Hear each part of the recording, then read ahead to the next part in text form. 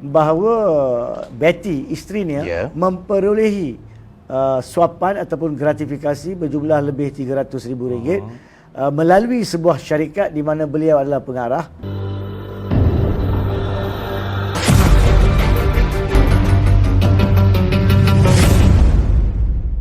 Baik, hari ini kita nak berbicara Tuan Hanif tentang pertuduhan jenayah SPRM terhadap Lim Guan Eng, di mana untuk perkongsian para penonton di luar sana, bekas Menteri Keuangan dan juga bekas Ketua Menteri Pulau Pinang Lim Guan Eng dihadapkan ke mahkamah atas tuduhan menggunakan kedudukannya untuk menerima wang suapan yang berjumlah RM3.3 juta bagi membantu sebuah syarikat yang dilantik untuk melaksanakan projek pembinaan jalan-jalan utama dan terowong di Pulau Pinang yang bernilai RM6.3 bilion. Bagaimanapun Lim Guan Eng mengaku tidak bersalah selepas pertuduhan dibaca di hadapan hakim, dan mengikut pertuduhan Lim Guan Eng semasa menjawat jawatan Ketua Menteri Pulau Pinang didakwa menggunakan kedudukannya untuk suapan bagi dirinya yang berjumlah RM3.3 juta sebagai tindakan membantu syarikat milik Datuk Zarul Ahmad Muhammad Zulkifli dilantik untuk melaksanakan projek bernilai RM6.3 bilion itu. Dan pertuduhan terhadap Lim dikemukakan mengikut Seksyen 23/1 Akta Suruhanjaya Pencegahan Rasuah Malaysia 2009 SPRM yang boleh dihukum di bawah Seksyen 24/1 Akta yang sama. Itu yang kita nak bincangkan pada malam ini. Tuan Hanif, sebagai pembukaan mukadimah pada bincangan untuk tajuk kita pada malam ini, silakan. Ya, saya rasa kita perlu nyatakan secara kronologi apa yang dihadapi oleh Lim Guan Eng di mahkamah.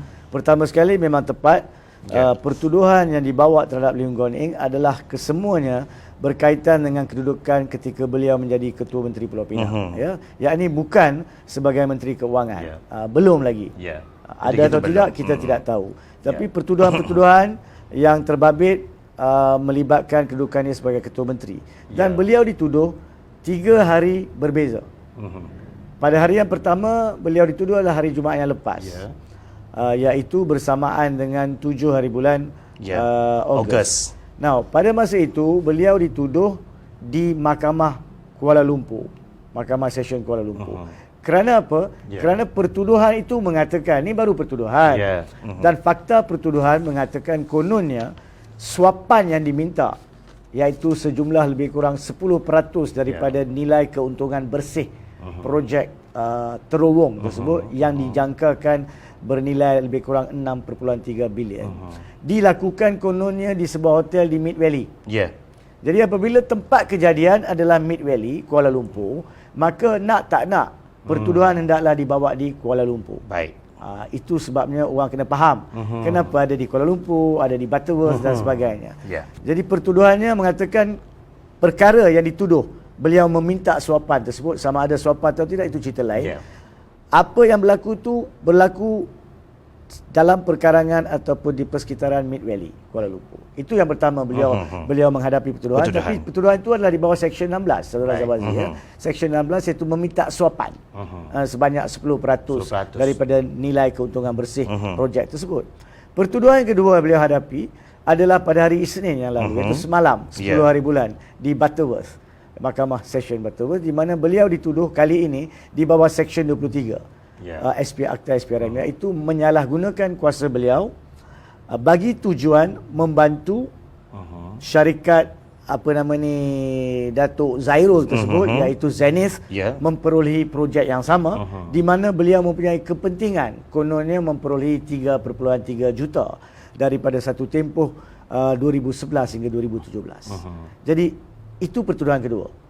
Dan perkara itu dituduh di Butterworth sebab boleh kita anggap sekarang ni perbuatan yang dikatakan dilakukan untuk menyalahgunakan kuasa tu berlaku di Butterworth. Itu adalah antara sebab dituduh di sana. Jadi itu pertuduhan yang kedua. Pertuduhan yang ketiga pula adalah bebas daripada isu terowong.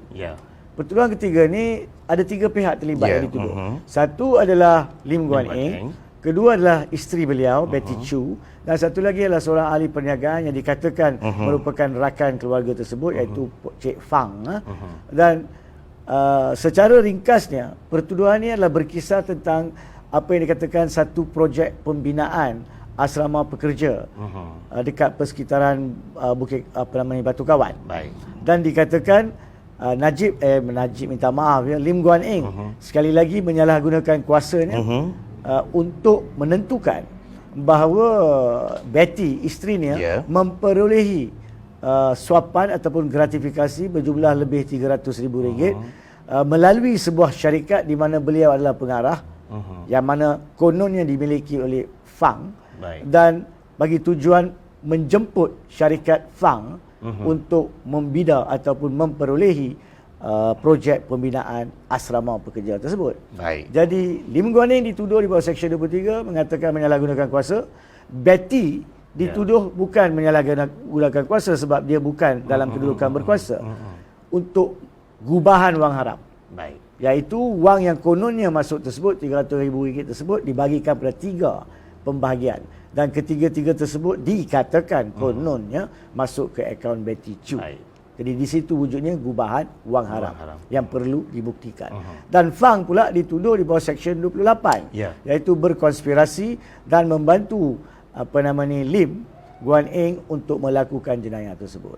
Jadi itulah intipati pertuduhan yang kita hadapi ataupun yang mereka hadapi setakat pada hari Selasa iaitu hari ini. Yang ketiga-tiga pertuduhan yang saya katakan yang kita bincang terakhir tadi dituduh pada hari ini di Mahkamah Session Butterworth. Dan sekarang ni dalam pertuduhan pertama dan kedua, Lim Guan Eng berada dalam jaminan sebanyak sejumlah RM1 juta, di mana pada hari Jumaat beliau dikenakan denda jamin RM1 juta dan pada hari Isnin yang lalu mahkamah berpendapat jamin RM1 juta itu dah memadai, tak perlu tambah untuk pertuduhan yang sama di bawah Seksyen 23 tentang terowong tu. Tapi untuk hari ini mereka bertiga dilepaskan di atas ikat jamin RM50,000 seorang. Di atas pertuduhan berkaitan RM300,000 tersebut.